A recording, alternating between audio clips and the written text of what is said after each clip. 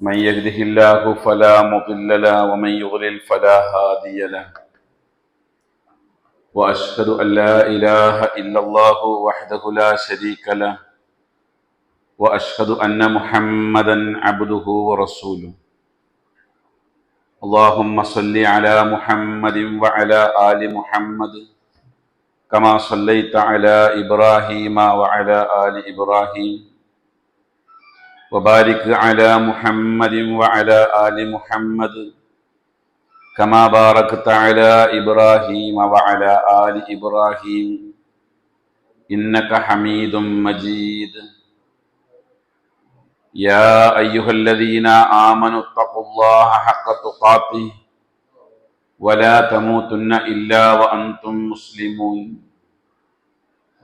أما بعد فإن خير الكلام كلام الله وخير السنن سنن محمد صلى الله عليه وسلم وشر الأمور محدثاتها وكل محدثة بدعة وكل بدعة ضلالة وكل ضلالة في النار.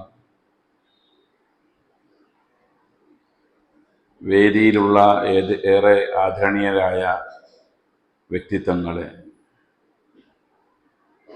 കേരള നദ്വത്തുൽ മുജാഹിദീൻ തിരുവനന്തപുരം ജില്ലയുടെയും വിവിധ മണ്ഡലങ്ങളുടെയും ശാഖകളുടെയും ഭാരവാഹികൾ, പ്രവർത്തകരായ ആളുകളെ, ഞാൻ ഏറെ സ്നേഹിക്കുന്ന വാത്സല്യനിധികളായ ഖുർആൻ പഠിതാക്കളെ, സഹോദര സഹോദരിമാരെ, അല്ലാഹു സുബ്ഹാനഹു വ തആല നമ്മളുടെ ഈ സംഗമത്തെ നാളെ പരലോകത്തേക്ക് ഉപകാരപ്രദമാകുന്ന ഒരു അമലായി സ്വീകരിക്കുമാറാകട്ടെ. വളരെ പ്രാധാന്യമുള്ള, ഗൗരവമുള്ള ഒരു സദസ്സാണിത്. ഖുർആൻ പഠിതാക്കളുടെ ഒരു സംഗമം. ഇതിൽ കുറഞ്ഞ സമയം ചില വിഷയങ്ങൾ നിങ്ങളുടെ ശ്രദ്ധയിലേക്ക് കൊണ്ടുവരിക എന്നുള്ളതാണ് എൻ്റെ മേൽ ഏൽപ്പിക്കപ്പെട്ടിരിക്കുന്ന ഉത്തരവാദിത്തം. ഖുർആൻ പഠിതാക്കളായ ആളുകൾ എന്ന നിലയിൽ ഞാൻ എൻ്റെ വിഷയത്തിലേക്ക് പ്രവേശിക്കുമ്പോൾ ഖുർആനിൻ്റെ വിഷയങ്ങൾ ഏതെല്ലാമാണ് എന്ന ഒരു ആമുഖത്തോടു കൂടെ പ്രവേശിക്കാമെന്നാണ് ഞാൻ കരുതുന്നത്. പരിശുദ്ധ ഖുർആൻ ആകെ കൈകാര്യം ചെയ്യുന്നത് 3 സബ്ജക്റ്റുകളാണ്. 3 കാര്യങ്ങളെ പറ്റിയാണ് ഖുർആൻ സമൂഹത്തെ പഠിപ്പിക്കുന്നത്. 1 തൗഹീദ്, 2 റിസാലത്ത്, 3 ആഖിറത്ത്. ഖുർആനിലെ ഏതൊരു വരികൾ എടുത്ത് പരിശോധിച്ചാലും ഈ 3-ൽ ഒന്നുമായി ബന്ധപ്പെട്ടിട്ടാണ് ഉണ്ടാവുക. അതിൽ 1-ാം സ്ഥാനത്ത് നിൽക്കുന്ന തൗഹീദ്, അതാണ് നിങ്ങളുമായി സംവദിക്കാൻ എൻ്റെ മേൽ ചുമതലപ്പെടുത്തിയിരിക്കുന്ന വിഷയം. ആ വിഷയത്തിന്റെ വിവിധ ഭാഗങ്ങൾ കഴിഞ്ഞ 2 ദിവസങ്ങളിലായി നമ്മുടെ ജില്ലയുടെ പല ഭാഗങ്ങളിൽ അവതരിപ്പിച്ചു. ആറ്റിങ്ങലിൽ അതിന്റെ ഒരു സമാപനം പറയാം എന്നുള്ളതാണ് ഇന്നലെ ഭീമാപ്പള്ളിയിലെ പ്രഭാഷണത്തിന് ഒടുവിൽ പറഞ്ഞു നിർത്തിയത്. അല്ലാഹു സുബ്ഹാനഹു വ തആല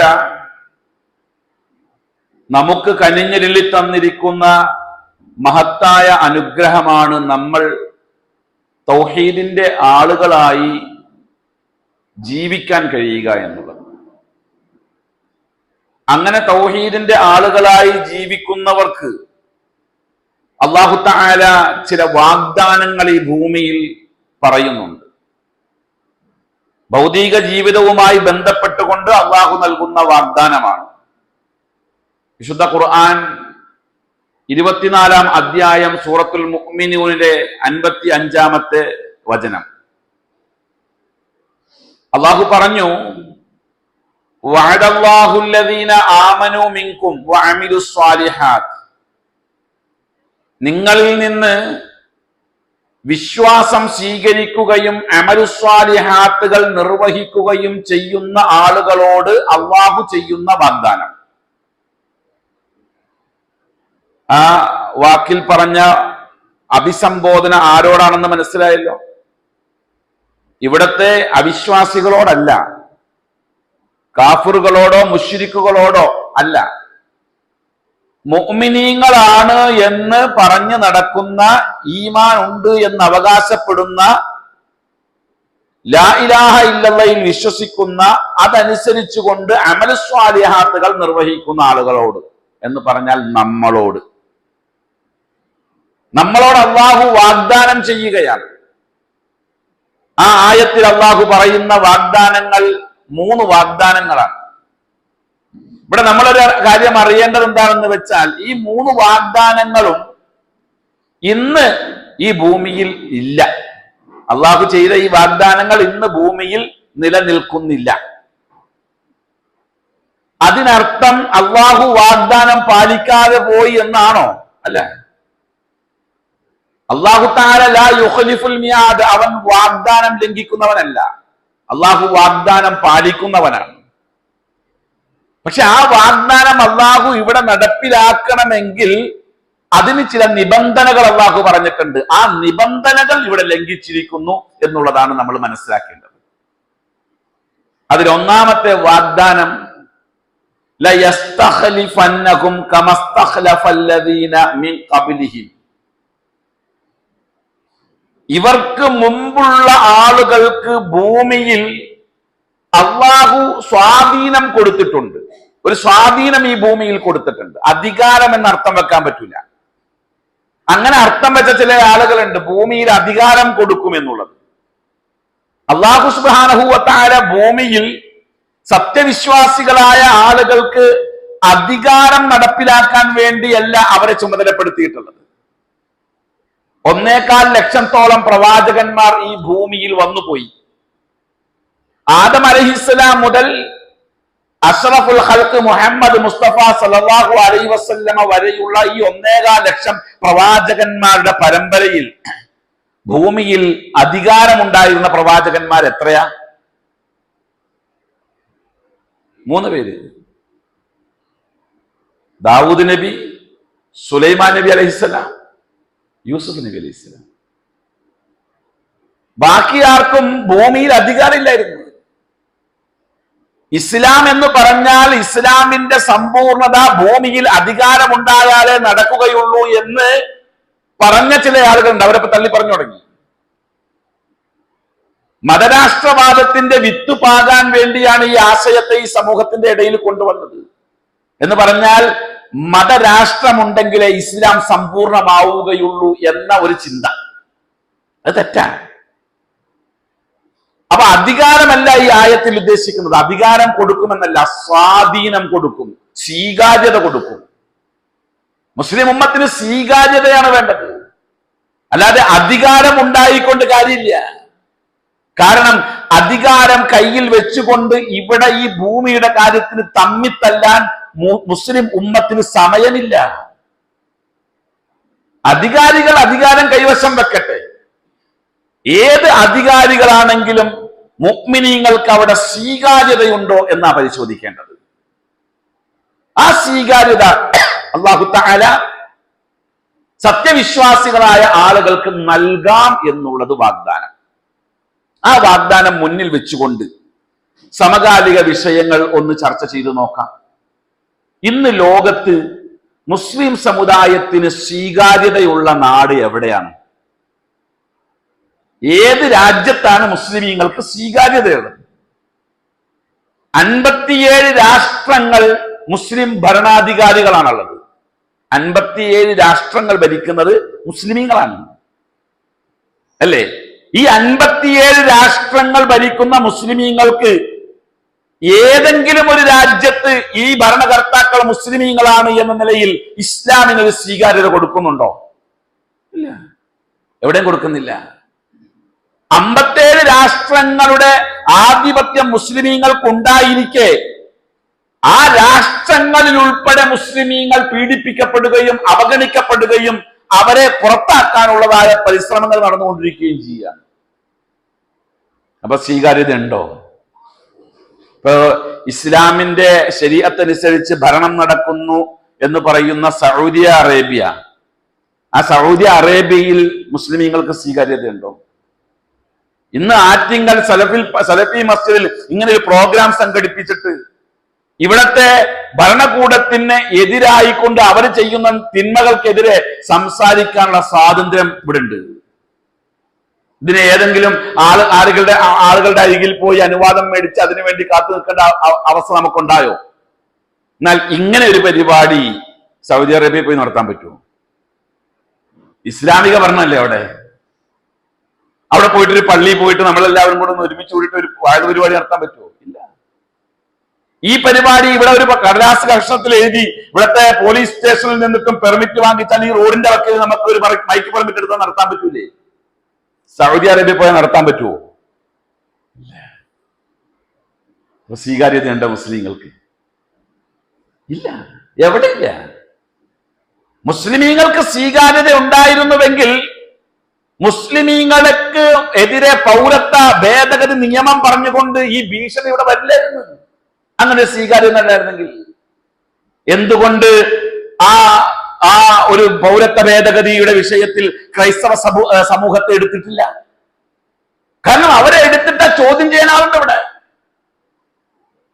അപ്പൊ 57 രാഷ്ട്രങ്ങളുടെ ആധിപത്യം, അധികാരം മുസ്ലിമീങ്ങളുടെ കയ്യിൽ ഉണ്ടായിരിക്കെ ഈ ഭൂമിയിൽ 27% ഭൂമിയുടെ ഉടമസ്ഥന്മാർ മുസ്ലിമീങ്ങളായിരിക്കെ ഈ ലോകത്ത് അതിസമ്പന്നന്മാരുടെ പട്ടികയിലെ 1-ാം സ്ഥാനം കൈകാര്യം ചെയ്യുന്നത് മുഴുവൻ മുസ്ലിമീങ്ങളായിരിക്കെ അതിസമ്പന്നന്മാരിൽ 1-ാം സ്ഥാനം മുഴുവൻ മുസ്ലിങ്ങൾക്കാണ്. ഖത്തറിൽ മാത്രം എടുത്തു പരിശോധിച്ചാല് ഇന്നത്തെ അമേരിക്കൻ പ്രസിഡന്റിന്റെ ആസ്തിയേക്കാൾ ഇരട്ടി ആസ്തിയുള്ള 10 മുതലാളിമാരെ എടുക്കാൻ പറ്റും ഖത്തറിൽ മാത്രം. അത്ര സമ്പന്നന്മാർ ഉണ്ടായിരിക്കെ ഏറ്റവും കൂടുതൽ സാമ്പത്തിക മേഖലയിൽ സാമ്പത്തിക സ്രോതസ് മുസ്ലിമീങ്ങളുടെ കയ്യിലായിരിക്കെ ഇന്ന് മുസ്ലിമീങ്ങൾക്ക് സ്വീകാര്യതയുണ്ടോ എന്ന് പരിശോധിക്കാം. എന്തായിരുന്നു ആ സ്വീകാര്യത? ഇവിടെ ഉദ്ദേശിക്കുന്ന സ്വീകാര്യത എന്താ? മുസ്ലിം എന്ന നിലയിൽ കടന്നു ചെന്നാൽ അവന് ലഭിക്കുന്ന ഒരു അംഗീകാരം. റസൂലുള്ളാഹി സ്വല്ലല്ലാഹു അലൈഹി വസല്ലം മക്ക കാലഘട്ടത്തിൽ ജീവിക്കുമ്പോൾ മക്കയിൽ ഒരുപാട് ആളുകൾ അള്ളാഹുവിന്റെ റസൂലിനെ എതിർക്കാനും റസൂലുള്ളാഹിനെ വത്സിക്കാനും പീഡിപ്പിക്കാനും ഉണ്ടായിരിക്കെ റസൂലുള്ളാഹി സ്വല്ലല്ലാഹു അലൈഹി വസല്ലമയ്ക്ക് മദീനയിലേക്ക് പോകാനുള്ളതായ ചർച്ചയിൽ അധ്യക്ഷത വഹിച്ചത് മുശ്രിക്കായിരുന്നു. ഇസ്ലാം മതം സ്വീകരിക്കാതിരുന്ന റസൂലുള്ളാഹിയുടെ എളാപ്പാടെ മോൻ അബ്ബാസ് റളിയല്ലാഹു അൻഹു ആയിരുന്നു. അല്ലേ? അന്ന് അദ്ദേഹം ഇസ്ലാം മതം സ്വീകരിച്ചിട്ടില്ല. അതിന് റസൂലുള്ളാഹിയുടെ കൂടെ ഒപ്പം യാത്ര ചെയ്തത് ഒരു മുശ്രിക്കായ വ്യക്തിയായിരുന്നു. സ്വീകാര്യത ഉള്ളത് കൊണ്ടല്ലേ ഒപ്പം ആളെ കിട്ടിയത്. നബി സല്ലല്ലാഹു അലൈഹി വസല്ലം മക്കയിൽ നിന്ന് മദീനയിലേക്ക് ഹിജ്റ പോകുമ്പോൾ അള്ളാന്റെ റസൂലിന് വഴികാട്ടിയായിട്ടുണ്ടായിരുന്നത് ഒരു മുശ്രിക്കായിരുന്നു. അബ്ദുല്ലാഹി ഇബ്നു ഉറൈഖത്ത് ഒരു മുശ്രിക്കായിരുന്നു വഴികാട്ടിയായിട്ടുണ്ടായിരുന്നത്. മദീനയിലേക്ക് എത്തിയപ്പോൾ അള്ളാന്റെ റസൂലിനെ കൈനീട്ടി സ്വീകരിക്കുന്നവരുടെ കൂട്ടത്തിൽ ജൂതന്മാരുണ്ടായിരുന്നു. സ്വീകാര്യത ഉണ്ടായില്ലേ? ഉണ്ടായി. അപ്പൊ ഒരു കാലഘട്ടത്തിൽ മുസ്ലിമീങ്ങൾക്ക് സ്വീകാര്യത ഉണ്ട്. എവിടെ ചെന്നാലും ഒരു അംഗീകാരം. റസൂലുള്ളാഹി സ്വല്ലല്ലാഹു അലൈഹി വസല്ലമയുടെ കാലത്തിന് ശേഷം പിന്നീട് ഉമർ ഇബ്നുൽ ഖത്താബ് റളിയല്ലാഹു അൻഹുവിന്റെ കാലഘട്ടം. ഉമർ ഇബ്നുൽ ഖത്താബ് റളിയല്ലാഹു അൻഹുവിന്റെ കാലഘട്ടത്തിൽ മഹാനായ ഉമർ ഇബ്നുൽ ഖത്താബ് റളിയല്ലാഹു അൻഹു ഒരു സൈന്യത്തെ പലസ്തീനിലേക്ക് അയക്കുകയുണ്ടായി. അന്ന് പലസ്തീൻ മുസ്ലിമീങ്ങളുടെ അധീശാധിപത്യത്തിലല്ല, മുസ്ലിമീങ്ങളുടെ കയ്യിലില്ല. ക്രിസ്ത്യാനികളാണ് പലസ്തീൻ ഭരിച്ചുകൊണ്ടിരിക്കുന്നത്. ക്രിസ്ത്യാനികൾ പലസ്തീൻ ഭരിച്ചുകൊണ്ടിരിക്കെ പലസ്തീനിലേക്ക് ഒരു സംഘത്തെ ഉമർ ഇബ്നുൽ ഖത്താബ് റളിയല്ലാഹു അൻഹു അയച്ചു.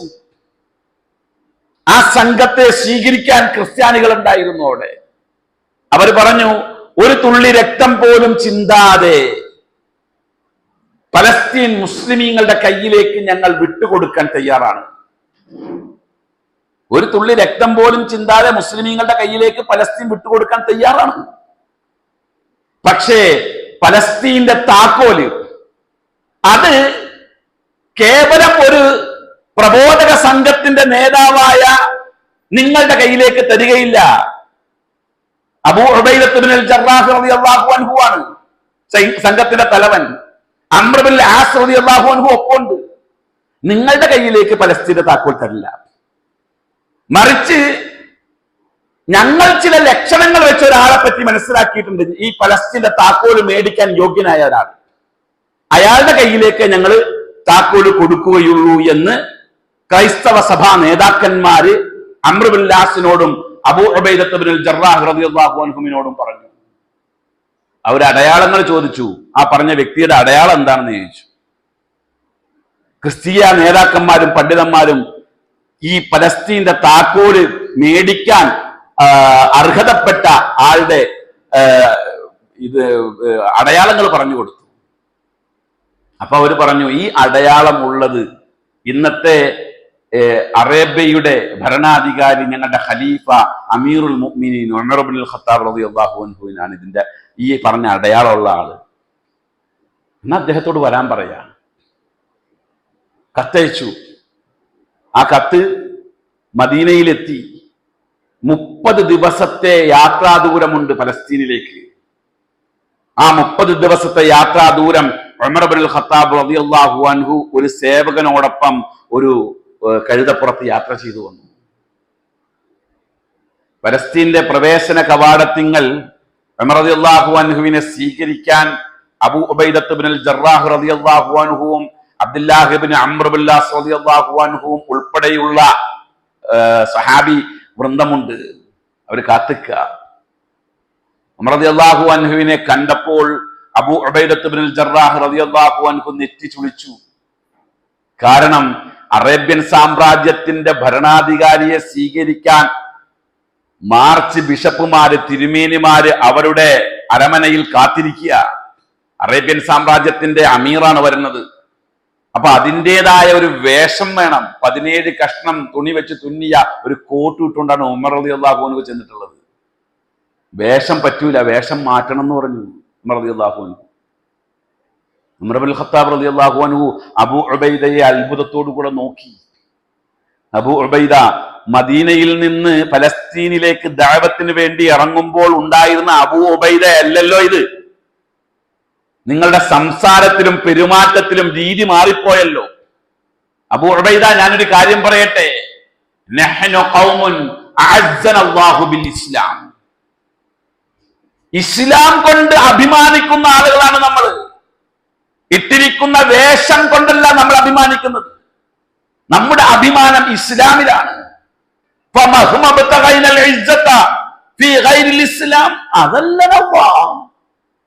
ഇസ്ലാം അല്ലാത്തതിൽ ഇസ്സത്ത് കാണാൻ ആരെങ്കിലും ഇറങ്ങി പുറപ്പെട്ടിട്ടുണ്ട് എങ്കിൽ അള്ളാഹു അവരെ തരം താഴ്ത്തി കളയും. നമ്മുടെ ഇസ്സത്ത് ഏതിലാ? ഇസ്ലാമിലാണോ? അല്ല, ഇസ്ലാമിലല്ല നമ്മുടെ ഇസ്സത്ത് ഉള്ളത്. ഇസ്ലാം എന്നുള്ളത് ഈ ബിരിയാണിയൊക്കെ വെക്കുമ്പോ അതിന്റെ മുകളിൽ ഒരു സാധനം വിതറൂലേ? ബിരിയാണി വെക്കുന്നതിന് മുമ്പ് വറുത്ത് വെച്ചിരുന്ന സവാളയും കശുവണ്ടിപ്പരിപ്പും മുന്തിരിയൊക്കെ വറുത്ത് വെച്ച് കോരി വെച്ചിട്ടുണ്ടാവുമല്ലോ. നെയ്ച്ചോറൊക്കെ ഉണ്ടാക്കുന്നതിന് മുമ്പ് ഒക്കെ ഉണ്ടാക്കി ദമ്മിടുന്നതിന് മുമ്പായിട്ട് അതിന്റെ മുകളിൽ എന്ത് ചെയ്യും? ഒന്ന് വിതറും. ഇസ്ലാം ഇപ്പൊ അത് മാത്രമാണ്, അന്ന് വിതറാൻ വേണ്ടി മാത്രമുള്ളതാണ്. മെയിൻ കണ്ടന്റിൽ എന്തില്ല? ഇസ്ലാമില്ല. അത് പോയി, അത് നഷ്ടപ്പെട്ടു.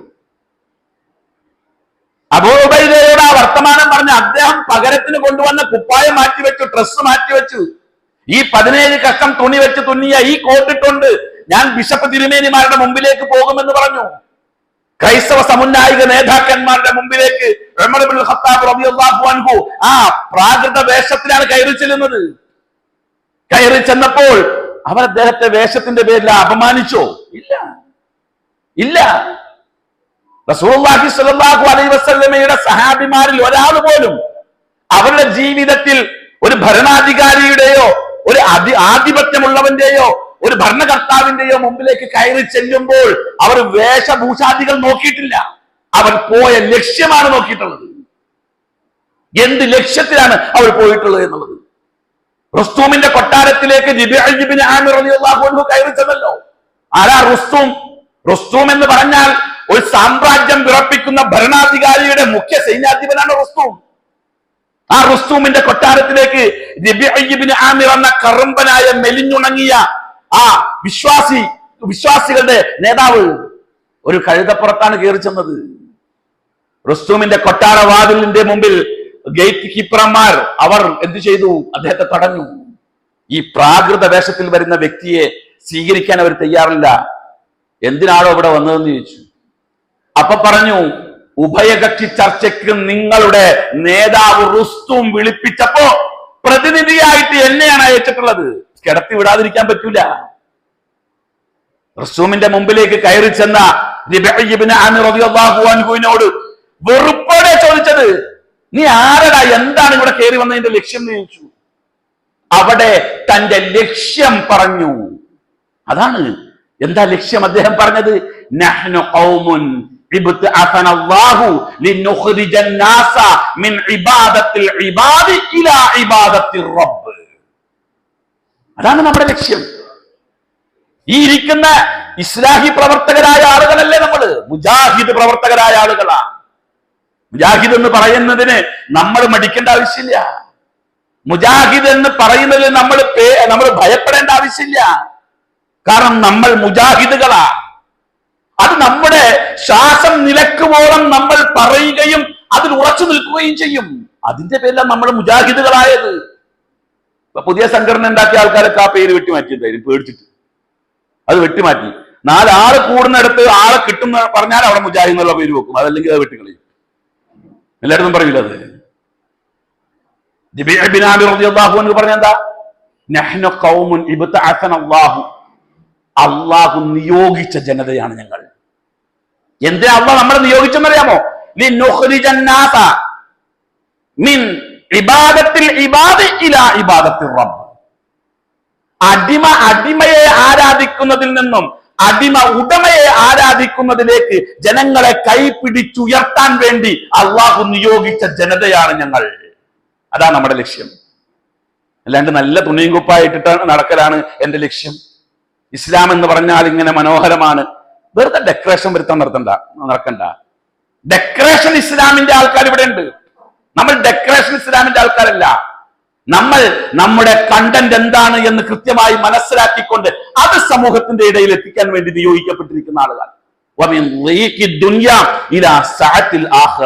ഈ ദുനിയാവിന്റെ കുടുസിൽ നിന്നും പരലോകത്തിന്റെ വിശാലതയിലേക്ക് ജനങ്ങളുടെ കൈ പിടിക്കാൻ നിയോഗിക്കപ്പെട്ട ആളുകളാണ് നമ്മൾ. അതാണ് എവിടെയും നമ്മൾ നമ്മുടെ ഇസ്സത്ത് ഉയർത്തിപ്പിടിക്കേണ്ടത് ഇസ്ലാം കൊണ്ടായിരിക്കണം, അതല്ലാതെ മറ്റു കാര്യങ്ങൾ കൊണ്ടാകാൻ പാടില്ല. ഏതായാലും നേരെ കയറി ചെന്നു. ബിഷപ്പ് തിരുമേനിമാര് അദ്ദേഹത്തെ സ്വീകരിച്ചു. അവരുടെ ദേവാലയത്തിനകത്ത് വെച്ചാണ് ചർച്ച നടക്കുന്നത്. ചർച്ചയുടെ മുന്നോടിയായിക്കൊണ്ട് ക്രൈസ്തവ നേതാക്കന്മാർ ഉമർ ഇബ്നുൽ ഖത്താബ് റളിയല്ലാഹു അൻഹുവിനോട് 3 കാര്യം ആവശ്യപ്പെട്ടു. 3 വ്യവസ്ഥ. പലസ്തീന്റെ താക്കോല് തരികയാണ്, കൊടുക്കുകയാണ്. പലസ്തീൻ എന്ന് പറഞ്ഞാൽ ഇന്നത്തെ പലസ്തീൻ അല്ല, അതുകൂടെ മനസ്സിലാക്കണം. ഇന്നത്തെ പലസ്തീൻ അഭിവക്ത പലസ്തീനാണ്, വിശാല പലസ്തീൻ. അതിന്റെ അധികാരമാണ് കൊടുക്കാൻ പോകുന്നത്. ഒരു യുദ്ധമുണ്ടായിട്ടില്ല, ഒരു രക്തച്ചൊരിച്ചിലുണ്ടായിട്ടില്ല. കഴുത്തിന്റെ ചുവട്ടിൽ കൊണ്ടുപോയി വാൾ വെച്ചിട്ട് താക്കോല് താടാ എന്നല്ല പറഞ്ഞത്. ഞങ്ങൾ താക്കോല് തരാൻ തയ്യാറാണ് എന്നാ പറഞ്ഞ. അതാണ് സ്വീകാര്യത. അല്ലാണ്ട് ഉമർ ഇബ്നുൽ ഖത്താബ് റളിയല്ലാഹു അൻഹുവിനോട് അവർ 3 വ്യവസ്ഥകൾ പറഞ്ഞു. എന്താ 3 വ്യവസ്ഥകൾ? ഒന്നാമത്തെ വ്യവസ്ഥ, ക്രൈസ്തവ സമൂഹത്തിന് അവരുടെ മതപ്രബോധനം നടത്താൻ പലസ്തീനിൽ സ്വാതന്ത്ര്യം നിലനിർത്തി തരണം. പലസ്തീനിൽ അവർ ഇപ്പോൾ ഭരണകർത്താക്കളാണ്, അവർക്ക് അവരുടെ മതം പ്രചരിപ്പിക്കാനുള്ള സ്വാതന്ത്ര്യം നിലവിലുണ്ട്, അത് ഇനിയും നിലനിർത്തി തരണം. രണ്ടാമത് പറഞ്ഞു, ക്രൈസ്തവ ദേവാലയങ്ങൾ നിലനിർത്താനും പുതിയത് പണിയാനുമുള്ളതായ അനുവാദം നിലനിർത്തി തരണം.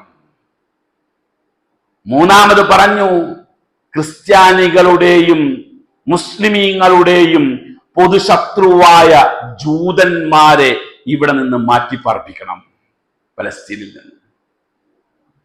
ഇന്നിപ്പോ ബായി ആണ് അവര്. അല്ലേ? ക്രിസ്ത്യാനികളും ജൂതന്മാരും ഇന്ന് ബായി ആണ്. പക്ഷെ മനസ്സിലാക്കണം, മുസ്ലിമീങ്ങളുടെയും ക്രിസ്ത്യാനികളുടെയും പൊതുശത്രുവാണ് ജൂതൻ. ആ പൊതുശത്രുവായ ജൂതനെ ഇവിടുന്ന് മാറ്റിപ്പാർപ്പിക്കണം. 3 വിഷയങ്ങൾ എഴുതിയ കരാറിൽ ഉമർ ഇബ്നുൽ ഖത്താബ് റളിയല്ലാഹു അൻഹു ഒപ്പിട്ടു.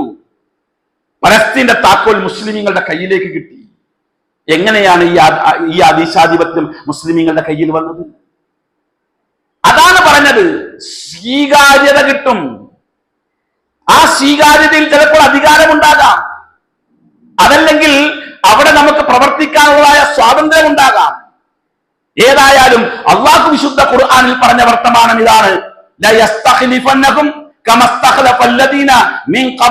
ഇവർക്ക് മുമ്പുള്ള ആളുകൾക്ക് ആധിപത്യം കൊടുത്തതുപോലെ, അല്ലെങ്കിൽ സ്വീകാര്യത കൊടുത്തതുപോലെ ഇവർക്കും ഭൂമിയിൽ അള്ളാഹു സുബ്ഹാനഹു വ തആല സ്വീകാര്യത കൊടുക്കുന്നതാണ്. അതാണ് ഒന്നാമത്തെ പ്രഖ്യാപനം. ഇനിയും അതിലേക്ക് ചേർത്ത് വായിക്കാൻ ഒരുപാട് സംഭവങ്ങളുണ്ട്.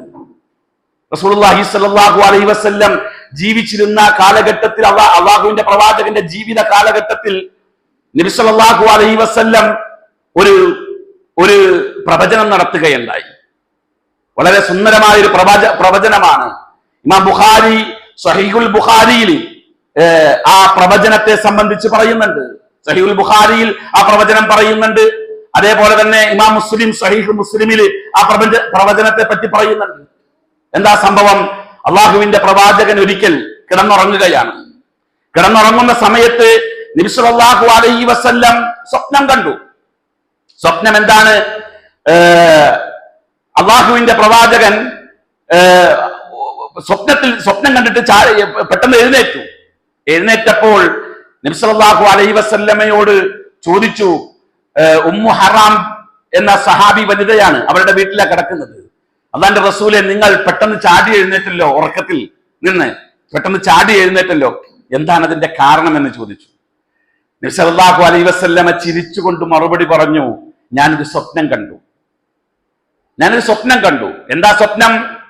മുസ്ലിം സമൂഹം കടല് താണ്ടിപ്പോയി ഒരു പ്രദേശം കീഴടക്കുന്നതായി ഞാൻ സ്വപ്നം കണ്ടു. അതധികം വൈകാതെ നടക്കുക തന്നെ ചെയ്യും എന്ന് അള്ളാന്റെ റസൂൽ പറഞ്ഞു. ഉമ്മു ഹറാം റളിയല്ലാഹു തആല അൻഹ നബി സല്ലല്ലാഹു അലൈഹി വസല്ലമയോട് ചോദിക്കുകയുണ്ടായി, അള്ളാഹുവിന്റെ റസൂലെ, ആ സൈന്യത്തിൽ ഞാനും ഉണ്ടാകാൻ വേണ്ടി അങ്ങ് അള്ളാഹുവിനോട് ദുആ ചെയ്യണം. കടൽ താണ്ടിപ്പോകുന്ന സൈന്യത്തിൽ, അന്ന് കടൽ താണ്ടിപ്പോകുന്ന സൈന്യം എന്ന് പറയുമ്പോൾ അത് ഒരു അത്ഭുതകരമായ കാര്യമാണ്. കാരണം എന്താണെന്ന് വെച്ചാൽ, മുസ്ലിമീങ്ങളെ സംബന്ധിച്ചിടത്തോളം നാവികസേന ഇല്ലാത്ത കാലഘട്ടമാണ്. നാവികസേന ഇല്ലാത്തൊരു കാലഘട്ടം മാത്രമല്ല, അറബികൾക്ക് കടൽ മാർഗം യാത്ര ചെയ്യുക എന്നുള്ളത് ഭയമുള്ള കാലഘട്ടം. അള്ളാന്റെ റസൂലിന്റെ ജീവിത കാലഘട്ടത്തിൽ ഒരിക്കൽ പോലും നബി സല്ലല്ലാഹു അലൈഹി വസല്ലമ കടൽ മാർഗം യാത്ര ചെയ്തിട്ടില്ല, കപ്പൽ സഞ്ചാരം നടത്തിയിട്ടില്ല പ്രവാചകൻ. അങ്ങനെ ഒരു കാലഘട്ടത്തിലാണ് ഈ പ്രവചനം നടക്കുന്നത്. നബി സല്ലല്ലാഹു അലൈഹി വസല്ലം ഉമ്മു ഹറാം ബിന്ത് മിൽഹാൻ റളിയല്ലാഹു അൻഹയ്ക്ക് വേണ്ടി പ്രാർത്ഥിച്ചു അള്ളാഹുവോട്, അള്ളാഹുവേ, ഇവരെ ആ സൈന്യത്തിൽ പെടുത്തണമെന്ന്. സഅദ് ബിൻ അബി വഖാസ് റളിയല്ലാഹു അൻഹുവിന്റെ ഭാര്യയാണ് ഉമ്മു ഹറാം. നബി സല്ലല്ലാഹു അലൈഹി വസല്ലം വീണ്ടും കടന്നു. കുറച്ച് കഴിഞ്ഞപ്പോ വീണ്ടും സ്വപ്നം കണ്ട് ചാടി എഴുന്നേറ്റ്, ചിരിച്ചോണ്ടാ എഴുന്നേക്കണത്. അപ്പോഴും മഹദി ചോദിച്ചു, അള്ളാന്റെ റസൂലെ, വീണ്ടും അങ്ങ് സ്വപ്നം കണ്ടുവോ? നബി സല്ലല്ലാഹു അലൈഹി വസല്ലം പറഞ്ഞു, കണ്ടു. എന്റെ സമുദായത്തിൽ ഒരു വിഭാഗം ആളുകൾ കടൽ താണ്ടിക്കടന്നുകൊണ്ട് യുദ്ധം ചെയ്തൊരു പ്രദേശം കീഴടക്കുന്നതായിട്ട് ഞാൻ കണ്ടിരിക്കുന്നു. ഉമ്മു ഹറാം പറഞ്ഞു, നബിയെ, ആ സൈന്യത്തിലും ഞാൻ ഉൾപ്പെടാൻ വേണ്ടി ഒന്ന് ദുആ ചെയ്യണം. നബി സല്ലല്ലാഹു അലൈഹി വസല്ലം പറഞ്ഞു, ഇല്ല, ദുആ ചെയ്യൂല. കാരണം നീ ആദ്യത്തെ സൈന്യത്തിൽ പെട്ടുപോയി. അപ്പൊ 2 സ്വപ്നവും 2 വിഷയത്തിന് വേണ്ടിയുള്ള സ്വപ്നാണ്. അള്ളാന്റെ റസൂലിന്റെ വഫാത്ത് കഴിഞ്ഞു.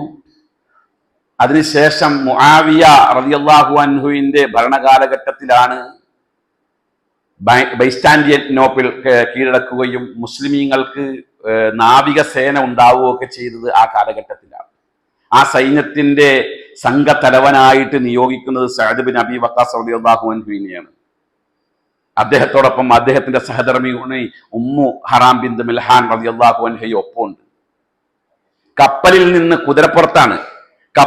നിന്ന് കുതിര വഴി താഴേക്ക് ഇറങ്ങുന്ന സമയത്ത് കുതിരയുടെ കാല് ഇടറി കുതിര താഴെ വീണ് ഉമ്മു ഹറാം റളിയല്ലാഹു അൻഹ അവിടെ മരണപ്പെട്ടു. ഷഹീദത്തുൽ ബഹർ എന്ന പേരിലാണ് മഹദി അറിയപ്പെടുന്നത്. സമുദ്രത്തിൽ രക്തസാക്ഷിയായ പെണ്ണ് എന്നാണ് അവരറിയപ്പെടുന്നത്. രണ്ടാമത്തെ സംഭവം നടക്കുന്നത് പിന്നീട് വർഷങ്ങൾക്ക് ശേഷമാണ്. ഏകദേശം 600 കൊല്ലങ്ങൾക്ക് ശേഷമാണ് രണ്ടാമത്തെ സംഭവം നടക്കുന്നത്. കോൺസ്റ്റാന്റിനോപ്പിൾ മുസ്ലിമീങ്ങളുടെ അധീശാധിപത്യത്തിലേക്ക് വരുന്നത്. മുഹമ്മദ് ഫാത്തിഹ് രണ്ടാമൻ എന്ന ചെറുപ്പക്കാരനായ ഒരു ഭരണാധികാരി വിപ്ലവകരമായ ഒരു മുന്നേറ്റത്തിലൂടെ കോൺസ്റ്റാന്റിനോപ്പിൾ മുസ്ലിമീങ്ങളുടെ കയ്യിൽ എത്തിച്ചു കൊടുത്തു.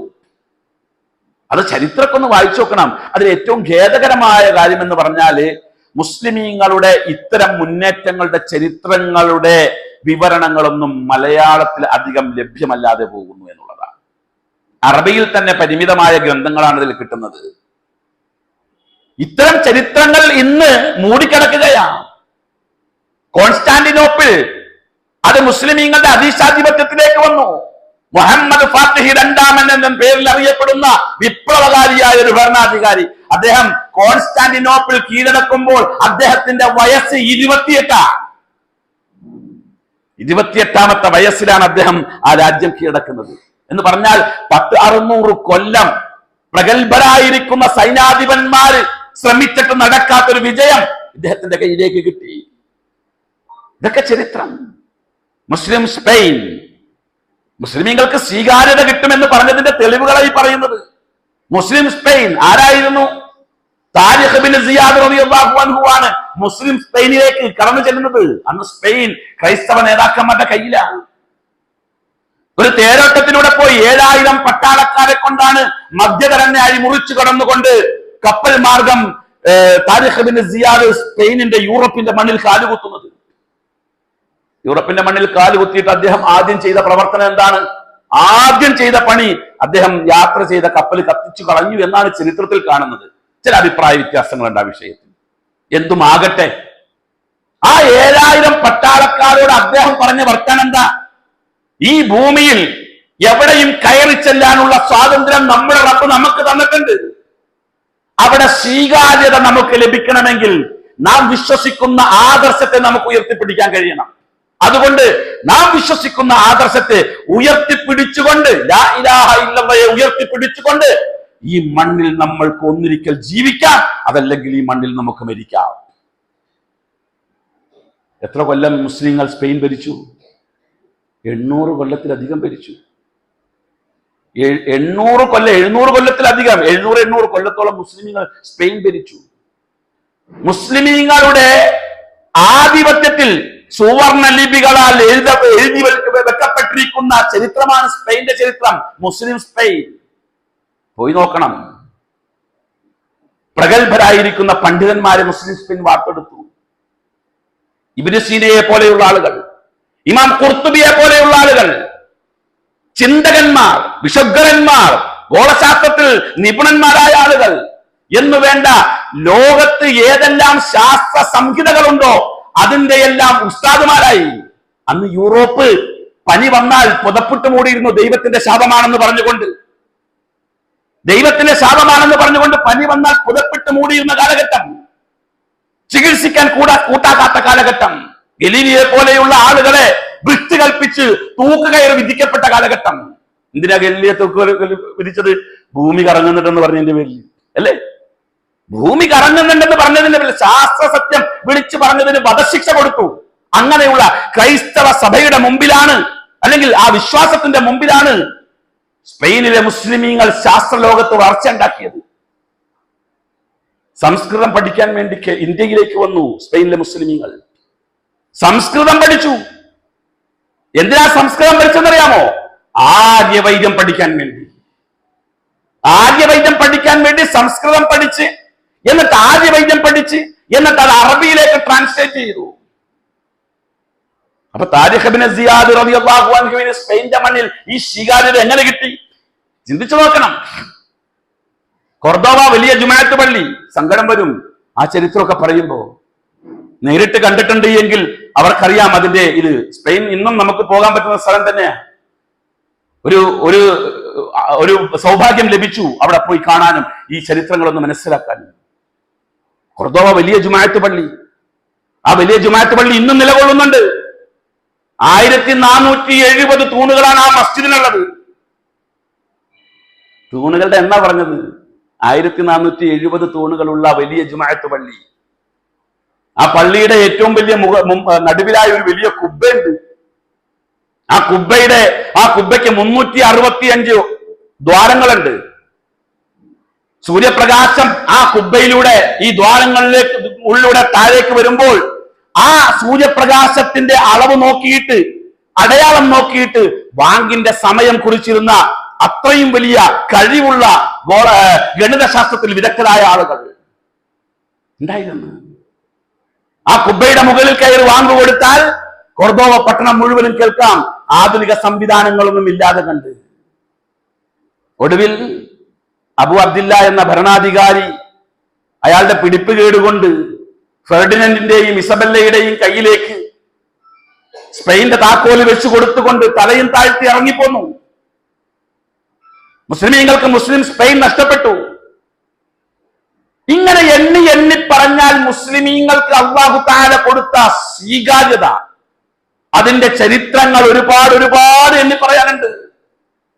ഞാൻ ആ ചരിത്രങ്ങളിലേക്ക് കയറിയാൽ തന്നെ അതിൽ തന്നെ മണിക്കൂറുകൾ സമയം വേണം. ഇന്ത്യയിലെ മുസ്ലിമീങ്ങളുടെ അവസ്ഥ ചിന്തിച്ചു. മാലിക് ഇബ്നു ദീനാറും കൂട്ടരുമല്ലേ ഇങ്ങോട്ട് കടന്നു വന്നത്. ഇവിടെ മുസ്ലിമീങ്ങളെ സ്വീകരിക്കാൻ ആരുണ്ടായിരുന്നത്? ഏത് സംഘടന ഉണ്ടായത്? ഏതെങ്കിലും പ്രസ്ഥാനം ഉണ്ടായിരുന്ന? ഇവർക്ക് അന്യമായ ഒരു പാർട്ടി, ഒരു വിഭാഗം ആളുകൾ ഇവിടെ കടപ്പുറത്ത് കൊടുങ്ങല്ലൂരിൽ വന്ന് കപ്പലിറങ്ങി. മാലിക് ഇബ്നു ദീനാറിനെയും 11-12 ആളുകളെയും കണ്ടപ്പോൾ ഇവിടുത്തെ ജന്മിയുടെ കുടിയടപ്പുകാരനായ അപ്പു എന്ന് പറഞ്ഞ ഒരു താഴ്ന്ന ജാതിക്കാരൻ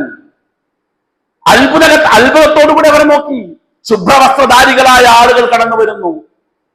തന്റെ അതിഥിയാണെന്ന് മനസ്സിലാക്കിക്കൊണ്ട് അപ്പു തന്റെ അവകാശപ്പെട്ട മണ്ണിലുള്ള തെങ്ങിൽ കയറി ഇളനീര് വെട്ടിയിട്ട് കൊടുത്തു. അത് വെട്ടിക്കൊടുത്തപ്പോൾ മാലിക് ഇബ്നു ദീനാർ ചോദിച്ചൊരു ചോദ്യമുണ്ട്, ഇത് എവിടുന്നാണെന്ന്, ഇത് ആരുടെയാണെന്ന്. അപ്പൂന് മനസ്സിലായി. അപ്പു പറഞ്ഞു, ഇത് എന്റേതാണ്, സ്വന്താണ്, ധൈര്യമായിട്ട് കഴിച്ചോളാൻ പറഞ്ഞു. അവർക്ക് താമസിക്കാൻ സൗകര്യം കൊടുത്തു. അവർക്ക് നിസ്കരിക്കാനുള്ള മസ്ജിദുകൾ പണിയാൻ സൗകര്യം കൊടുത്തു. അവർക്ക് വിവാഹം ചെയ്യാൻ അവരുടെ മതത്തിലേക്ക് സ്വന്തം സഹോദരിമാരെയും പെൺമക്കളെയും മതം മാറ്റി കല്യാണം കഴിച്ചു കൊടുത്തു. അവരുടെ പ്രബോധനത്തിന്റെ വളർച്ചയല്ലേ ഇന്നത്തെ ഞാനും നിങ്ങളും? ഇന്ന് കഴിയുമോ അത്? മാലിക് ഇബ്നു ദീനാറും കൂട്ടർ ഇന്ന് അവരെങ്കിൽ അടിച്ചോടിക്കില്ലേ? ഇല്ലേ? അതാണ് സ്വീകാര്യത അള്ളാഹു കൊടുക്കുമെന്ന് പറഞ്ഞത്. ലയസ്തഖ്ലിഫന്നഹും ഫിൽ അർദ്, ഭൂമിയിൽ അവർക്ക് അള്ളാഹു തആല സ്വീകാര്യത കൊടുക്കും. കമസ്തഖ്ലഫല്ലദീന മിൻ ഖബ്ലിഹിം, ഇവർക്ക് മുമ്പുള്ള ആളുകൾക്ക് അള്ളാഹു സ്വീകാര്യത കൊടുത്തതുപോലെ. രണ്ടാമത് അല്ലാഹു തആല പറഞ്ഞു ആ ആയത്തിൽ, വലയുമക്കിനന്ന ലഹും ദീനഹും അല്ലദീ ഇർതദാ ലഹും. രണ്ടാമത്തെ വാഗ്ദാനാണ് വലയുമക്കിനന്നഹും ദീനഹും അല്ലദീ ഇർതദാ ലഹും. അല്ലാഹ് തൃപ്തിപ്പെട്ട ദീനിന് ഒരു സ്വാധീനം ഉണ്ടാക്കി കൊടുക്കും. അപ്പൊ അല്ലാഹ് തൃപ്തിപ്പെട്ട ദീൻ എന്ന് അങ്ങനെ ഒരു ഭാഗം അല്ലാഹു എടുത്തു പറയണമെങ്കിൽ ഇവിടെ ദീൻ, അല്ലാഹ് തൃപ്തിപ്പെടാത്തൊരു ദീൻ ഇവിടെ ഉണ്ടെന്നല്ലേ ഇതിനർത്ഥം. അല്ലെങ്കിൽ ഇസ്ലാമിന് സ്വാധീനം കൊടുക്കും എന്ന് പറഞ്ഞാൽ പോലെ, ഇസ്ലാം ദീനിന് അല്ലാഹു തആല സ്വാധീനം കൊടുക്കും എന്നല്ല പറഞ്ഞത്. മറിച്ച് വലയുമക്കിനന്ന ലഹും ദീനഹും അല്ലദീ ഇർതദാ ലഹും, അല്ലാഹു അവർക്ക് തൃപ്തിപ്പെട്ടു കൊടുത്ത ദീനിന് അല്ലാഹു സ്വാധീനം കൊടുക്കും. അപ്പൊ ഇവിടെ ഇസ്ലാമിന്റെ പേരിൽ 2 ദീൻ പ്രവർത്തിക്കുന്നുണ്ട്. ഒന്ന് അല്ലാഹ് തൃപ്തിപ്പെട്ട ദീൻ, 2 അല്ലാഹ് തൃപ്തിപ്പെടാത്തൊരു ദീൻ. അല്ലാഹ് തൃപ്തിപ്പെടാത്ത ദീനിന്റെ അവകാശി ആരാ? ഷിയാക്കളാണ്. ഷിയാക്കൾ തൃപ്തിപ്പെട്ട ഒരു ദീൻ ഇവിടെ ഉണ്ട്. അതിനാണ് ഇവിടെ സ്വാധീനമുള്ളത്. അവരെന്തെങ്കിലും പറഞ്ഞാൽ അവർക്ക് അംഗീകാരമുണ്ട് ഇവിടെ. അവർ പറയുന്നതിന് പുറകെ കൂടാൻ ആളുണ്ട്. അവര് ഏത് മായാവിക്കഥ പറഞ്ഞാലും തക്ബീർ വിളിക്കാൻ ആളുണ്ട്. അവർ ഏത് സ്വപ്നക്കഥ പറഞ്ഞാലും അതിന്റെ പുറകെ കൂടാൻ ആളുണ്ട്. അവർക്ക് എല്ലാവിധ സാമ്പത്തിക സഹായങ്ങളും ചെയ്തു കൊടുക്കാൻ ഇവിടെ ആളുണ്ട്. അല്ലേ? ഇന്ന് മുസ്ലിം സമുദായത്തിൽ ലോകത്ത് എവിടെയും, ഇവിടെ നിന്ന് മാത്രമല്ല ലോകത്ത് എവിടെയും ഈ ദീനിനാണ് അള്ള തൃപ്തിപ്പെടാത്ത ഷിയാക്കൾ തൃപ്തിപ്പെട്ട ദീനിനാണ് സ്വാധീനം. എന്താ ഷിയാക്കൾ തൃപ്തിപ്പെട്ട ദീൻ എന്ന് പറയാനുള്ള കാരണം? അവിടെയാണ് നമ്മൾ ആദ്യം പറഞ്ഞ ആ വർത്തമാനത്തിന്റെ ഇടയിൽ വന്നൊരു വാക്ക് മനസ്സിലാക്കേണ്ടത്. മുസ്ലിമീങ്ങളുടെയും ക്രിസ്ത്യാനികളുടെയും പൊതുശത്രുവായ ജൂതൻ എന്ന് പറഞ്ഞത്. ഞാന് നമ്മളുടെ കോളേജിന്റെ ഒരാവശ്യവുമായി ബന്ധപ്പെട്ടുകൊണ്ട് ഒരു സമ്പന്നനെ കാണാൻ വേണ്ടി പോയി. സമ്പന്നനെ കാണാൻ വേണ്ടി ചെന്ന് അദ്ദേഹം സഹായിക്കുമെന്ന് പറഞ്ഞതുകൊണ്ട് ചെല്ലാൻ അപ്പോയിന്റ്മെന്റ് തന്നുകൊണ്ടാണ് പോയത്. അദ്ദേഹം നമ്മുടെ പ്രബോധകന്മാരെ അടച്ചാക്ഷേപിച്ചുകൊണ്ടൊരു വർത്താനം പറഞ്ഞു. എന്താ പറഞ്ഞെന്നറിയാമോ? നിങ്ങൾ പരസ്യമായി ജൂതന്മാരെ നശിപ്പിക്കാനൊക്കെ പറഞ്ഞ് ദുആ ചെയ്യുന്നുണ്ട്, അതൊക്കെ ഈ സമൂഹത്തിൽ ചേർന്ന പണിയാണോ എന്ന്. ജൂതന്മാരെ നശിപ്പിക്കാൻ പറഞ്ഞുകൊണ്ട് നമ്മൾ ദുആ ചെയ്യാറുണ്ടെന്ന്, ശരിയല്ലേ? ഉണ്ട്, ദുആ ചെയ്യാറുണ്ട്. ജൂതന്മാരെന്ന് മാത്രമല്ല, അല്ലാഹുമ്മ ഖാതിലിൽ കഫറത അഹ്ലൽ കിതാബി വൽ മുശ്രികീൻ, അഹ്ലി കിതാബികളിൽ നിന്നും മുശ്രിക്കീങ്ങളിൽ നിന്നുമുള്ള അവിശ്വാസികളായ ആളുകളെ നീ നശിപ്പിക്കണേ അല്ലാഹ്, നമ്മൾ ദുആ ചെയ്യാറുണ്ട്. എല്ലാവരെ പറ്റിയല്ല അത് പറയാറ്. അല്ലദീന യുജാഹിദൂന ഫീ സബീലിൽ, അല്ലാഹുവിന്റെ മാർഗത്തിൽ യുദ്ധം ചെയ്യുന്ന ആളുകളോട് അവർ യുദ്ധം ചെയ്യുന്നു. അവര് നമുക്ക് നേരെ പലതരത്തിലുള്ള പീഡനങ്ങൾ തരുന്നു, നമ്മളെ ആക്രമിക്കുന്നു, നമ്മളെ ഭത്സിക്കുന്നു, നമ്മളെ ആക്ഷേപിക്കുന്നു, പരിഹസിക്കുന്നു, നമ്മുടെ ആളുകളെ കൊന്നുകളയുന്നു, ദേഹോപദ്രവം ചെയ്യുന്നു. അങ്ങനെയുള്ള ആൾക്കാർ നശിപ്പിക്കല്ല നമ്മൾ ദുആ ചെയ്യാറുണ്ട്. അത് പൊതുസമൂഹത്തിന്റെ ഇടയിൽ നമ്മളുടെ ഇമേജ് ഒരുപാട് നശിപ്പിച്ചു കളഞ്ഞു പോലും. മുതലാളി പറഞ്ഞതാ. അങ്ങനെ ചിന്തിക്കുന്ന ഒരുപാട് മുതലാളിമാർ നമ്മുടെ കൂട്ടത്തിലുണ്ട്. മിമ്പറിന്റെ മുകളിൽ നിന്ന് അങ്ങനെയൊന്നും പറയാൻ പാടില്ല എന്നൊക്കെ പറയുന്ന ആളുകൾ. വിശുദ്ധ ഖുർആനിൽ അല്ലാഹു പറഞ്ഞില്ലേ, ലതജിദന്ന അശദ്ദന്നാസി അദാബത്തൻ ലില്ലദീന ആമനു അൽ യഹൂദ്. ഖുർആനല്ലേ പറഞ്ഞു. മുസ്ലിമീങ്ങളോട് സത്യവിശ്വാസം സ്വീകരിച്ചവരോട് ശത്രുതയിൽ ഏറ്റവും ശക്തമായി നിൽക്കുന്ന ആളുകൾ അൽ യഹൂദ്, ജൂതന്മാരാണ്. പിന്നെ ക്രിസ്ത്യാനികളുടെ കൂട്ടത്തിലെ ഒരു വലതുപക്ഷ വിഭാഗമായ ക്രിസ്ത്യാനികളും, നമ്മുടെ നാട്ടിലെ ഭാഷ പറഞ്ഞ കാസക്കാര്, പിന്നെ മുശ്രിക്കുകളിൽ നിന്ന് അതിശക്ത തീവ്രവാദികളായ ആളുകളും, അവരാണ് മുസ്ലിമീങ്ങളോട് ശത്രുതയിൽ മികച്ചു നിൽക്കുന്ന ആളുകൾ എന്ന് വിശുദ്ധ ഖുർആൻ പറഞ്ഞിട്ടുണ്ട്. പിന്നെന്തിനാ നമ്മൾ ഇത് പറയുന്നതിന് ഭയപ്പെടേണ്ടത്? അവര് പറയുന്നതും അത് തന്നെയാണല്ലോ. നമ്മളെപ്പറ്റി ഇവിടെ അനങ്ങാതെ നടക്കുന്ന ഒരു തരത്തിലൊരു ഉപദ്രവം ആരെയും ഏൽപ്പിക്കാതെ നടക്കുന്ന മുവഹിദുകളായ ആളുകളെ പറ്റി പോലും പച്ചക്കും അവര് തീവ്രവാദത്തിന്റെ ആളുകളാണെന്ന് പറഞ്ഞിട്ട് ആർക്കൊരു പ്രശ്നമില്ല. ഇവിടെ ഷിയാക്കൾ ചെയ്യുന്ന ഏറ്റവും വലിയ അപകടകരമായ പ്രവർത്തനം എന്താണെന്ന് വെച്ചാൽ, രണ്ട് ചിന്താധാരകൾ മുസ്ലിം സമൂഹത്തിന്റെ ഇടയിൽ ഇൻജക്ട് ചെയ്തു. രണ്ട് ചിന്താധാരകൾ. അതിൽ ഒന്നാമത്തേത് ഞാൻ ആദ്യം പറഞ്ഞ മതരാഷ്ട്രവാദം, അത് ഇൻജക്ട് ചെയ്തു. ആ ഒരു ചിന്താഗതി മുസ്ലിമീങ്ങളുടെ ഒരു വിഭാഗത്തിന്റെ ആളുകളുടെ ഇടയിൽ ഉണ്ടായി. ഇനി മതരാഷ്ട്രവാദവുമായി മുന്നോട്ട് പോകാൻ കഴിയില്ല എന്ന് മനസ്സിലാക്കിയപ്പോഴാണ് അബൂ ലൈല മൗദൂദിനെ തള്ളി പറയേണ്ടി വന്നത്. അല്ലെങ്കിൽ തള്ളി പറയൊന്നുമില്ല. ഒരു പ്രസ്ഥാനത്തിന്റെ അതിന് നേതൃത്വം കൊടുത്ത വിത്തുവാകിയ ബീജാഭാവം നടത്തിയ സ്വന്തം നേതാവ് ഞങ്ങളുടെ ആളല്ല എന്ന് പറയേണ്ടുന്ന അവസ്ഥ ഉണ്ടായത് ഇത് അപകടകരമായ മുദ്രാവാക്യമായതുകൊണ്ടാണ്.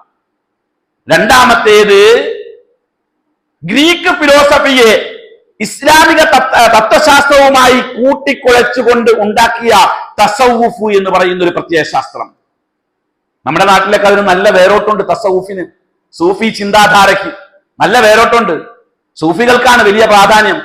ഇന്ത്യയുടെ ഗവൺമെന്റ് പോലും സൂഫി ചിന്താധാരകൾക്ക് പ്രാധാന്യം കൊടുക്കുന്നുണ്ട്.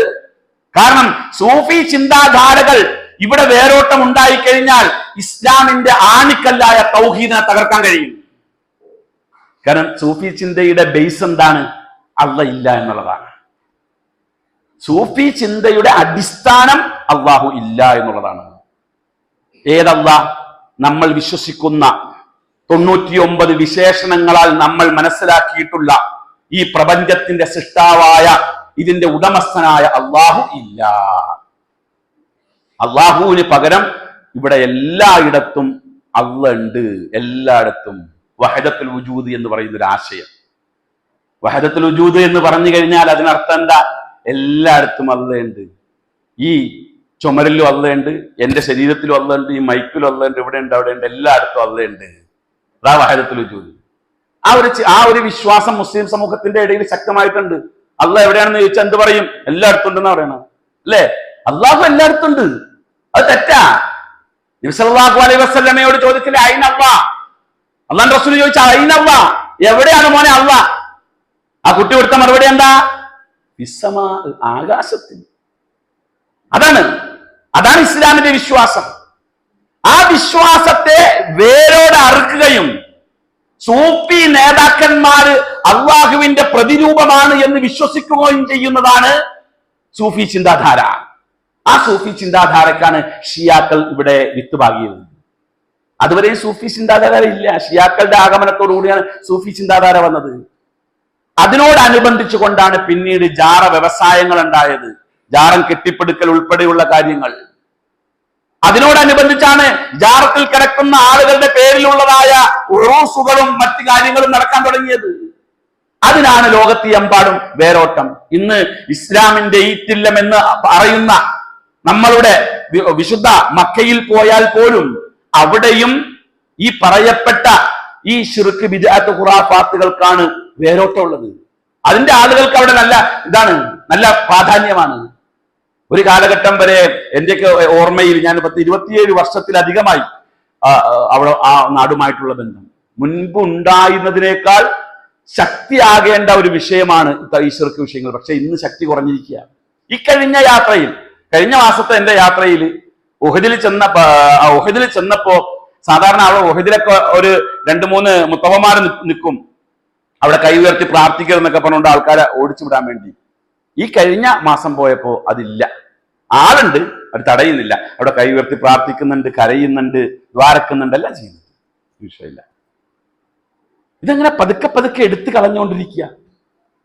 അവിടെയാണ് അല്ലാഹു തആല പറഞ്ഞത് വലയുമക്കിനന്ന ലഹും ദീനഹും അല്ലദി ഇർതദാ ലഹും, അല്ലാഹ് തൃപ്തിപ്പെട്ട ദീനിന് സ്വാധീനമുണ്ടാക്കി കൊടുക്കും.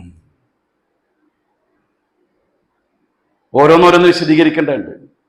ആയത്തിന്റെ 3-ാമത്തെ വാഗ്ദാനം അല്ലാഹു പറഞ്ഞു വലയുബദ്ദിലന്നഹും മിൻ ബഅദി ഖൗഫിഹിം അംന, അവരെ ബാധിച്ചിട്ടുള്ള അവരുടെ ഉള്ളിലെ ഭയം എടുത്തു കളഞ്ഞുകൊണ്ട് അവർക്ക് നിർഭയത്വം കൊടുക്കാം. ഇത് 3 ഇന്നുണ്ടോ മുസ്ലിങ്ങൾക്ക്? ഇത് 3 ഇല്ല. ഇന്ന് മുസ്ലിങ്ങൾ ഭയത്തിലാണ്. എല്ലാ അർത്ഥത്തിലും എല്ലാ സ്ഥലങ്ങളിലും മുസ്ലിമീങ്ങൾ ഭയത്തിലാണ്. ഭയപ്പാടോടുകൂടിയാണ് എല്ലാവരും മുന്നോട്ട് പോകുന്നത്. ഇത്രയധികം സംവിധാനങ്ങൾ മുസ്ലിങ്ങൾക്ക് ഉണ്ടായിട്ടുണ്ട്. എന്നാൽ ഭയമില്ലാതെ ജീവിക്കാനുള്ളതായ ഒരു അന്തരീക്ഷം അല്ലാഹു കൊടുക്കുന്ന പറഞ്ഞത് നിർഭയത്വം. അത് അള്ളയാണ് തരുന്നത്. മുഅ്മിൻ എന്ന് പറഞ്ഞാൽ അതിനർത്ഥം എന്താ? മുഅ്മിൻ എന്ന് പറഞ്ഞാൽ ആ പദത്തിനർത്ഥം എന്താ? അള്ളാഹുവിൽ നിന്നും നിർഭയത്വം സ്വീകരിച്ചവൻ എന്നർത്ഥം. മുഅ്മിൻ എന്ന പേര് ഇവിടെയുള്ള സത്യവിശ്വാസികളായ ആളുകൾക്കല്ലാതെ അള്ളാഹുവിന് ഉപയോഗിക്കാറുണ്ട്. അള്ളാന്റെ 99 പേരിൽ ഒരു പേരെന്താ? അൽ മുഅ്മിൻ എന്നാ. അതിനർത്ഥം എന്താ? തന്നെ വിശ്വസിക്കുന്ന ആളുകൾക്ക് നിർഭയത്വം കൊടുക്കുന്നവൻ. അവൻ നിർഭയത്വം കൊടുക്കുന്ന മുഅ്മിനായ അള്ളാഹുവിൽ നിന്നും നിർഭയത്വം സ്വീകരിക്കുന്ന മുഅ്മിനായി മാറുക എന്നാണ് അതിനർത്ഥം. ആ അമ്ന് നമുക്കുണ്ടോ? അത് പോയത് കൊണ്ടാണ് തൗഹീദ് പറയാൻ വേണ്ടി ചെല്ലുന്നിടത്ത് പറഞ്ഞത് മൗലവി ഇവിടെ കുറച്ചൊന്ന് ഇങ്ങനെ പറഞ്ഞാൽ മതി കേട്ടോ എന്ന് പറഞ്ഞു. ഇവിടെ ഇങ്ങനെ ഉണ്ട്, അതുകൊണ്ട് അങ്ങനെ പറയരുത്, ഇങ്ങനെ പറയണം എന്ന് പറഞ്ഞത്. ഇപ്പൊ ഒരു പ്രോഗ്രാം നെക്സ്റ്റ് വരാനിരിക്കുന്നു. ആ പ്രോഗ്രാമിന്റെ സംഘാടകരും ഞാനും തമ്മിലിപ്പോ തർക്കത്തിനാണ്. പരിപാടിക്ക് പോണോ വേണ്ടോ എന്നുള്ള വിഷയത്തിൽ ഞാൻ പറഞ്ഞു അങ്ങനെ പറയാനാണെങ്കിൽ ഞാനില്ല. അങ്ങനെ ഇസ്ലാമിന് ഈ തൗഹീദ് പറയാൻ സാഹചര്യങ്ങളുടെ സമ്മർദ്ദം പാടില്ല, അതില്ല. ഏറ്റവും ന്യൂനപക്ഷമായിരുന്ന ഒരു കാലഘട്ടം മുസ്ലിമീങ്ങൾക്ക് തൗഹീദിന്റെ ആളുകൾക്ക് കഴിഞ്ഞു പോയിട്ടുണ്ട്. ഇസ്ലാം തൗഹീദ് ലാ ഇലാഹ ഇല്ലല്ലാഹ് ഏറ്റവും പ്രതാപകാലത്തിൽ ഉണ്ടായിട്ടുണ്ട്, മങ്ങി വന്നിട്ടുണ്ട്. ഒരു പുൽക്കൊടിയോളം ഒരു വ്യക്തിയിൽ മാത്രം ചുരുങ്ങിപ്പോയിട്ടുണ്ട്. ലക്ഷക്കണക്കിന് സമൂഹത്തിൽ വളർന്നിട്ടുണ്ട്.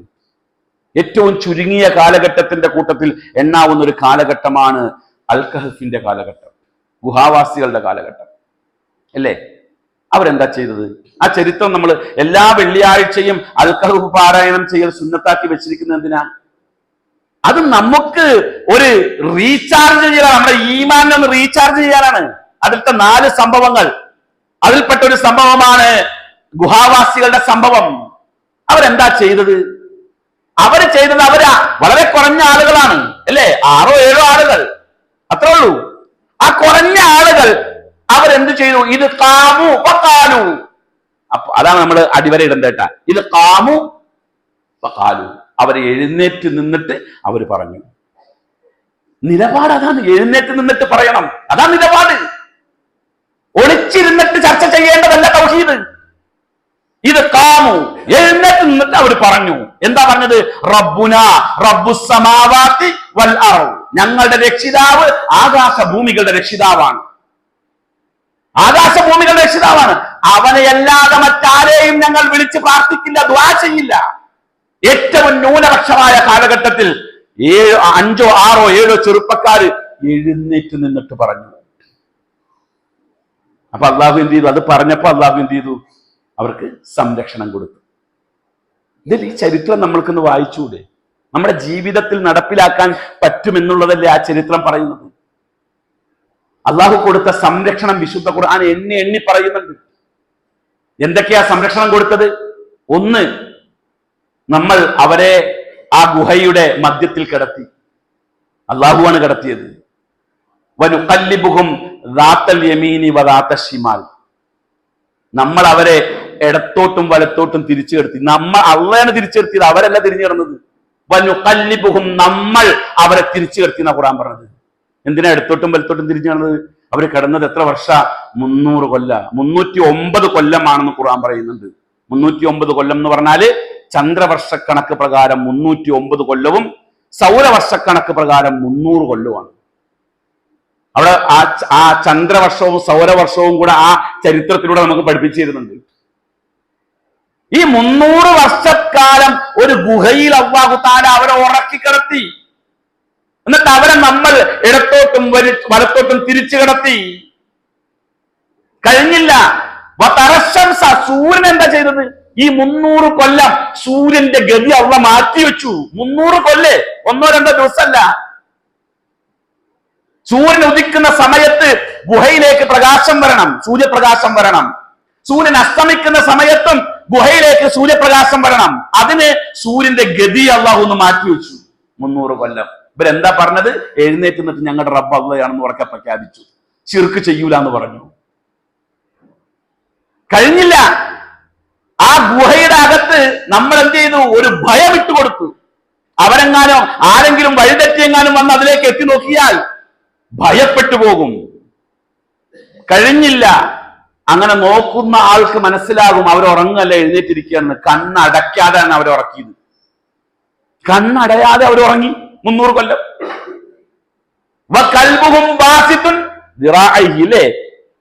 അവരുടെ കൂടെ ഒരു നായ ഉണ്ടായിരുന്നു. അതിന്റെ കൈകൾ, മുൻകൈകൾ നീട്ടിയിട്ട് നാക്കും പുറത്തേക്ക് ഇട്ടിട്ട് ഇങ്ങനെ കാത്തിരിക്കുകയായിരുന്നു. അതും 300 കൊല്ലം ഇവരോടൊപ്പം ജീവിച്ചു. അപ്പൊ ഒരു നായക്ക് പോലും, തൗഹീദിന്റെ ആളുകളോടൊപ്പം കൂടിയ ഒരു നായക്ക് പോലും അല്ലാഹു പരിഗണന കൊടുത്തു. ആ പരിഗണന എന്തുകൊണ്ട് നമുക്കില്ല എന്നാണ് എന്റെ ചോദ്യം. നിർഭയത്വം അത് നമുക്ക് കിട്ടുന്നില്ല. പലർക്കും, ഇപ്പോഴും പല ആളുകൾക്കും പേടിയാ. ആ പേടി അങ്ങോട്ട് മാറ്റി വെക്കാമെന്നുള്ള പറയുന്നത്. ഇത് അള്ളാഹ് ഇട്ട് തന്നതാണ് ഈ പേടി.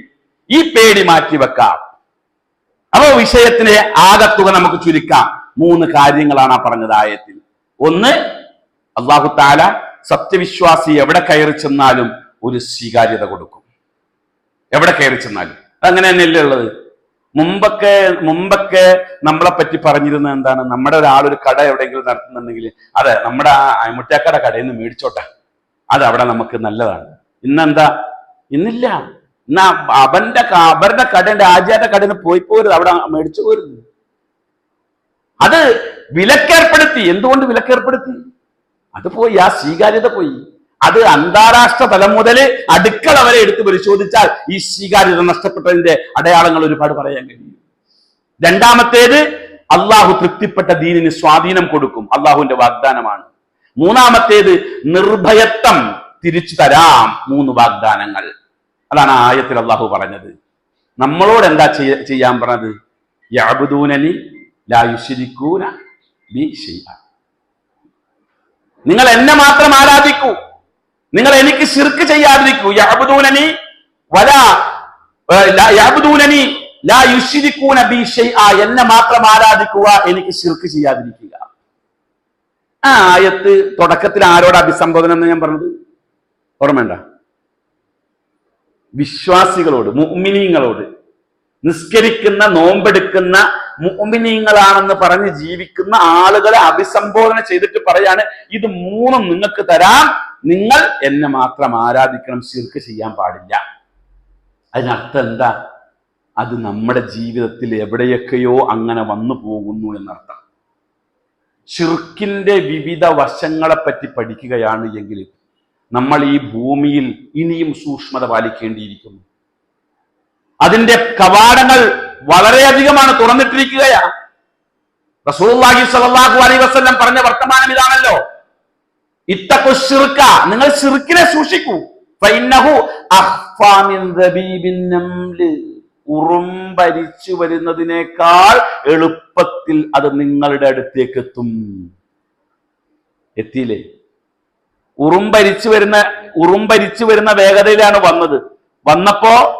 വന്നപ്പോ മലവെള്ളപ്പാച്ചലിന്റെ സ്പീഡിലാണ് വന്നതെന്ന് മാത്രം അല്ലേ?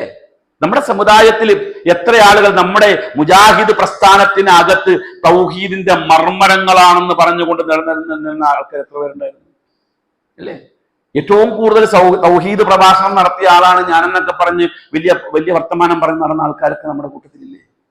ഇല്ലേ? ശിർക്കിന്റെ വിത്ത് പാകുന്നതിന് വേണ്ടിയല്ല ഇപ്പോൾ അവരുടെ പ്രഭാഷണങ്ങളും അവരുടെ പ്രവർത്തനങ്ങളും മാറ്റിവെച്ചത്.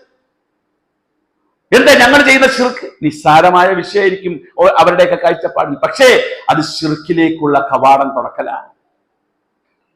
അത് അനധിവിദൂര ഭാവിയിൽ അത് ശിർക്കിലേക്കുള്ള കവാടം തുറക്കും. വദ്ദ്, സുവാ, യഹൂസ്, യഹൂക്ക്, നസ്ർ, നിങ്ങൾക്കറിയാം ഈ ആൾക്കാരെ അല്ലേ? ആരായിരുന്നു? അസ്മാഉ റിജാലിൻ സ്വാലിഹീന മിൻ ഖൗമി നൂഹ്. നൂഹ് നബിയുടെ ജനതയിൽ സ്വാലിഹീങ്ങളായ ആളുകളുടെ പേരാണത്. സ്വാലിഹീങ്ങളായിരുന്നു അവര്. എന്താ സംഭവിച്ചതെന്ന് നമുക്കറിയാം. ആ ജനത അവർ മരണപ്പെട്ടപ്പോൾ അവരുടെ സ്മരണക്കായി ഉണ്ടാക്കിയതാണ് ഇവരുടെ പ്രതിമകൾ, ആരാധിക്കാൻ വേണ്ടിയല്ല. ഫലമ്മാ ഹലകു, അവർ മരണപ്പെട്ടപ്പോൾ ഔഹ ശൈത്താനു ഇലാ ഖൗമിഹിം, ശൈത്താൻ ആ ജനതയ്ക്ക് ദുർബോധനം നൽകി. അനിൻസിബു ഫീ മജാലിസിഹിം അല്ലതി കാനു യജ്ലിസൂന അൻസാബാ, അവരിരുന്ന സ്ഥാനത്ത് അവരുടെ ഓർമ്മയ്ക്കായി ഒരു സ്മാരകമുണ്ടാക്കുക. അതുണ്ടാക്കിയത്. വലം യുഅബദു, അവർ ആരാധിച്ചില്ല. വദ്ദിനെയും സുവാഇനെയും യഹൂസിനെയും ആരാധിച്ചില്ല. അതുണ്ടാക്കിയതിനെ സംബന്ധിച്ച് അവർ പറഞ്ഞ ന്യായം എന്താ? അവരുടെ ഓർമ്മയ്ക്ക്, നമ്മുടെ മുൻഗാമികളായ ആളുകളല്ലേ, അവർ ജീവിച്ചിരുന്ന കാലഘട്ടത്തിൽ ഇവരുടെ സങ്കടങ്ങളും പ്രയാസങ്ങളും ഷെയർ ചെയ്തിരുന്നത് ഇവരുമായിട്ടായിരുന്നു. അപ്പൊ അവർ മരിച്ചു കഴിഞ്ഞപ്പോ വദ്ദിരുന്ന സ്ഥാനത്ത് വദ്ദിന്റെ കൂട്ടുകാർ പോയിരിക്കാൻ തുടങ്ങി.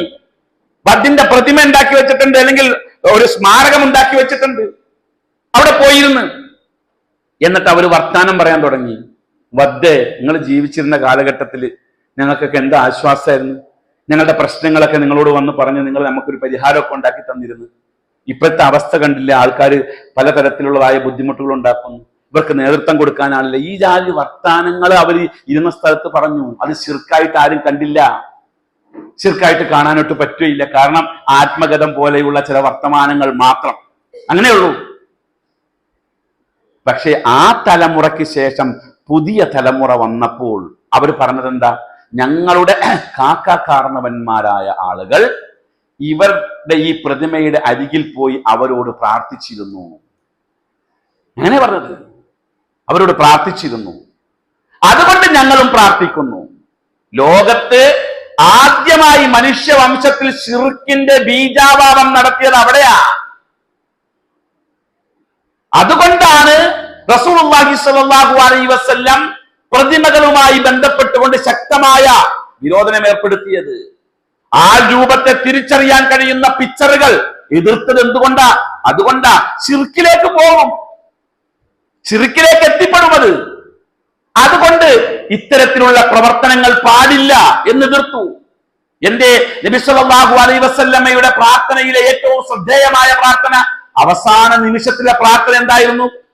അല്ലാഹുമ്മ ലാ തജ്അൽ ഖബരി വഫനൻ യുഅബദ്. അല്ലാഹുവേ, എന്റെ ഖബറിനെ ആരാധിക്കപ്പെടുന്ന ഒരു ബിംബമാക്കല്ലേ അല്ലാ. കാരണം എന്താ? അത് ആരാധനയ്ക്ക് വഴി തുറക്കും. ഖബർ സിയാറത്ത്, റസൂലുള്ളാഹിയുടെ പേരിലുള്ള ഖബർ സിയാറത്തിന്റെ പേര് നിങ്ങളൊന്ന് ആലോചിച്ചു നോക്ക്. ഇന്ന് റസൂലുള്ളാഹി സ്വല്ലല്ലാഹു അലൈഹി വസല്ലമയുടെ ഖബർ ഭീമാ പള്ളിയിലെ ഭീമാ ഉമ്മച്ചയുടെ ഖബർ പോലെ ഇടയ്ക്ക് കർട്ടൻ ഇട്ടിട്ട് മറച്ച് തുറന്നു കൊടുക്കുന്ന രീതിയിലാക്കിയിരുന്നുവെങ്കിൽ എന്തായിരിക്കും അവസ്ഥ? ആലോചിച്ചു നോക്ക്. വേണ്ട എല്ലാ ആളുകൾക്കും ആ ഖബർ കാണാനുള്ളതായ ഒരു അവസരം കൊടുത്തിരുന്നെങ്കിൽ എന്തായിരിക്കും അവസ്ഥ? അത് ആരാധിക്കാനുള്ള എല്ലാ സാഹചര്യങ്ങളെയും കൊട്ടിയടച്ചു കളഞ്ഞു.